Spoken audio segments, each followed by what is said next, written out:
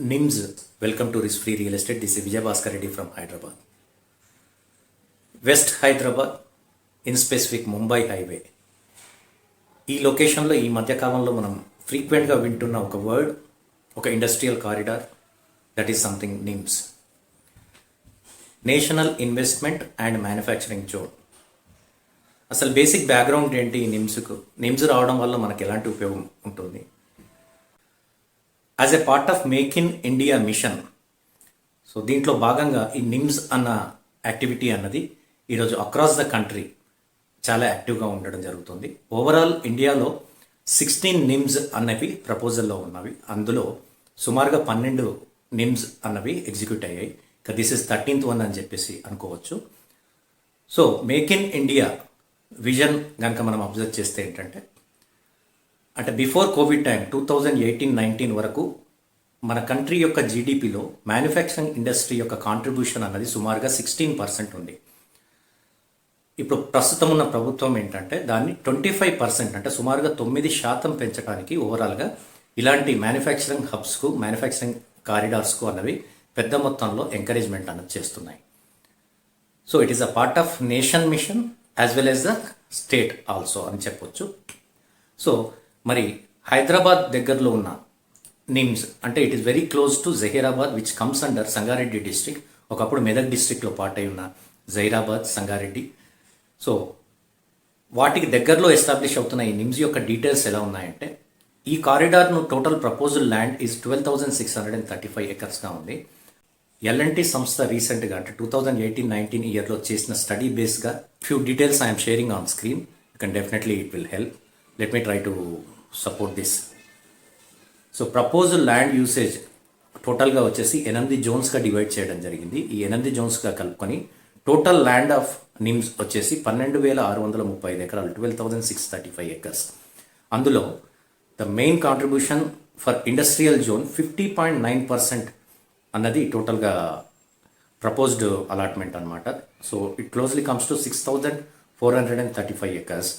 Then logistics zone that will contribute approximately 5.2% of the land. Then comes the green zone, 15.6%, which is the second biggest contribution in the NIMS proposal. That is 1,975 acres close to. Then comes to residential zone, that is 6.1 acres. Overall, 771 acres anamata. 6.1% is the contribution. Then social zone kosam 0.7%, that is 92.4 acres anamata, total contribution. Then we will try to understand what are the other zones also. Till now I completed 5 zones. Then in next slide it is coming like 6th one, technical and infrastructure development zone, that comes close to 3%. Then utilities and amenities purpose low 4.6% of land will be proposed. And finally commercial zone purpose low 3.6% is the total land allotment అనేది ప్రపోజల్లో ఉంది. ఇవన్నీ కాకుండా అంటే ఈ 8 Jones కాకుండా infrastructure and roads development అంటే main నిమ్స్కు సంబంధించిన స్ట్రక్చర్కు support కోసం రోడ్స్కు ఇచ్చేది 10.1%. So I hope this is very clear for you.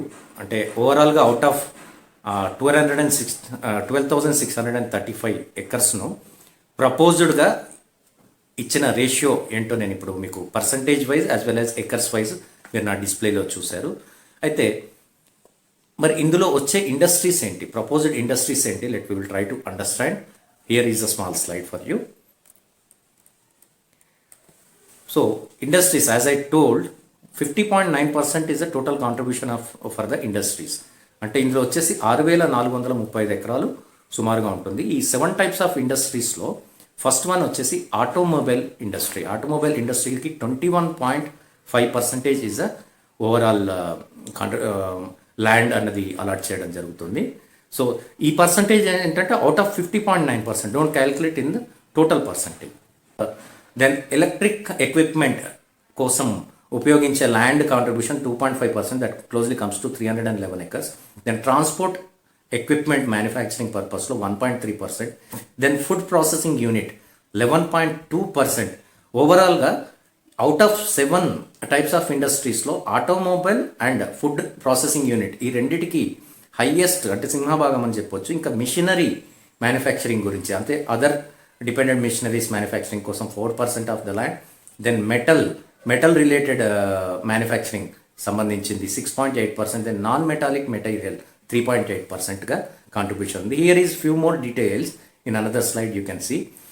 ఇది వచ్చేసి ఆటోమొబైల్లో అంటే వెహికల్ మ్యానుఫ్యాక్చరింగ్తో పాటు వెహికల్ అసెంబ్లింగ్ అన్నది పెద్ద మొత్తంలో ఉంటుంది. ట్రాన్స్పోర్ట్ యూటిలిటీ అంటే locomotives manufacturing, let we will try to understand like అంటే మన ట్రైన్ యొక్క బాక్సెస్ ఉంటాయి కదా, క్యారీ చేసే లగేజ్ క్యారింగ్ బాక్సెస్ అలాంటివి manufacturing. So machinery already I told. Non metallic ప్రొడక్షన్లో వచ్చేసి వెరాజ్ ద టైల్స్ రిలేటెడ్ కానీ ప్లాస్టిక్ పైప్స్ మ్యానుఫ్యాక్చరింగ్ కానీ ఇలాంటి ఇండస్ట్రీస్ కన్నవి పెద్ద మొత్తంలో కాంట్రిబ్యూట్ అవుతుంది. ఇక ఎలక్ట్రికల్ ఎక్విప్మెంట్ అంటే ట్రాన్స్ఫార్మర్స్ అనొచ్చు, బ్యాటరీస్ అనొచ్చు, లేకపోతే మన వాటర్ పంపింగ్ మిషనరీ కూడా మ్యానుఫ్యాక్చరింగ్ అవుతుంది. ఇకపోతే అతిపెద్ద contribution, second biggest contribution 11% change ఉన్న ఫుడ్ ప్రాసెసింగ్ యూనిట్స్ కూడా ఇందులో పెద్ద మొత్తంలో రాబోతున్నాయి. So these type of the few manufacturing things which are going to be established in the NIMZ. So friends, now I have given clear picture about NIMZ related developments, NIMZ related industries, NIMZ related employment projection ఏది ఉంది, దాని కారణంగా వచ్చే ఆ depended employment ఎంత, so దాని కారణంగా ఓవరాల్గా ఆ ఏరియాలో గ్రోత్ ఎలా జరగబోతుంది. So in case if anyone of you are interested to know more details about full-fledged report on NIMS, you can definitely send your contact details.